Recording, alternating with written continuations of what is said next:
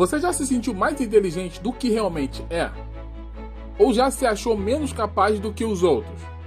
Se você respondeu sim a alguma dessas perguntas, talvez você tenha experimentado o efeito Dunning-Kruger. Esse é um fenômeno psicológico que afeta a forma como as pessoas avaliam suas próprias habilidades e conhecimentos. Neste vídeo, eu vou te explicar o que é o efeito Dunning-Kruger, como ele nos afeta e como podemos evitá-lo.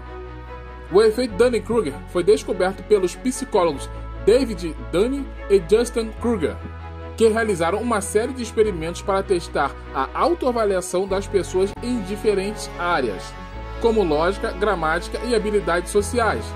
Eles descobriram que as pessoas que tinham um baixo desempenho nessas tarefas tendiam a superestimar suas capacidades, enquanto as que tinham um alto desempenho tendiam a subestimar suas capacidades.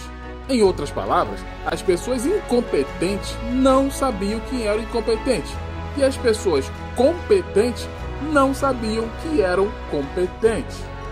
Mas por que isso acontece?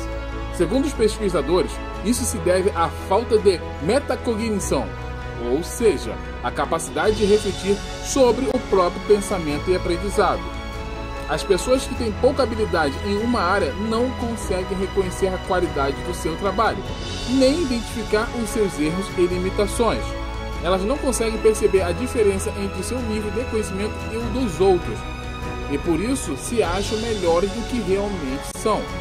Já as pessoas que têm muita habilidade em uma área conseguem reconhecer a qualidade do seu trabalho, mas também os seus erros e limitações. Elas também conseguem perceber a diferença entre o seu nível de conhecimento e o dos outros, mas tendem a achar que os outros sabem tanto quanto elas, e por isso se acham piores do que realmente são. Para ilustrar melhor o efeito Dunning-Kruger, vamos ver dois exemplos de pessoas famosas que podem ter sofrido desse fenômeno. O primeiro é o ex-presidente dos Estados Unidos, Donald Trump, que frequentemente se gabava de ser um gênio e um especialista em vários assuntos, como economia, política, saúde, história e ciência.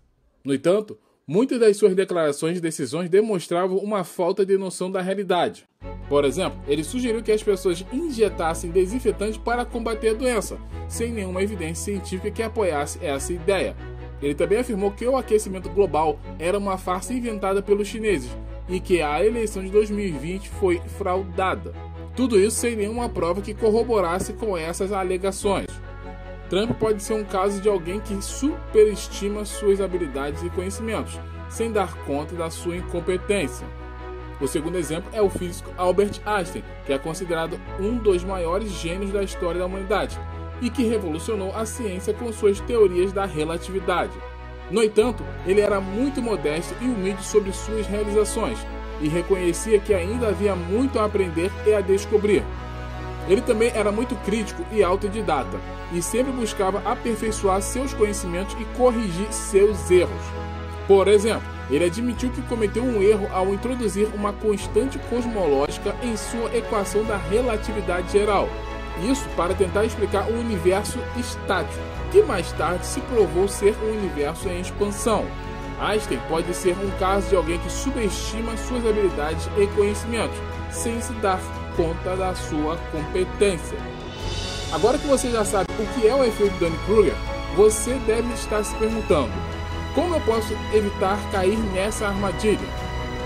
Ou como eu posso ter uma autoavaliação mais precisa e realista das minhas capacidades e conhecimentos? Bem, existem algumas dicas que podem te ajudar nesse sentido.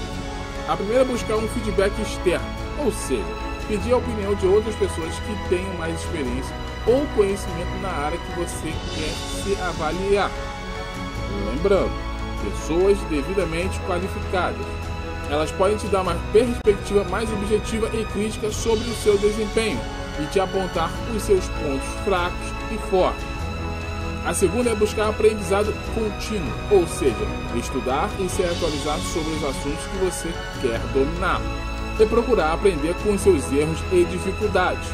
Isso pode te ajudar a ampliar seus horizontes e reconhecer as suas lacunas e limitações.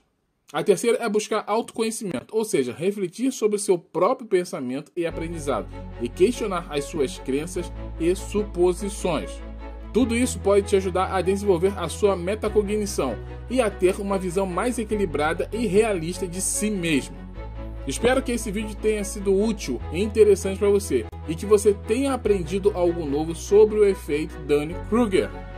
Inscreva-se e deixe sua curtida para entendermos que você quer saber mais sobre outros princípios interessantes como esse. E para finalizar, eu quero te fazer uma pergunta. Você já se sentiu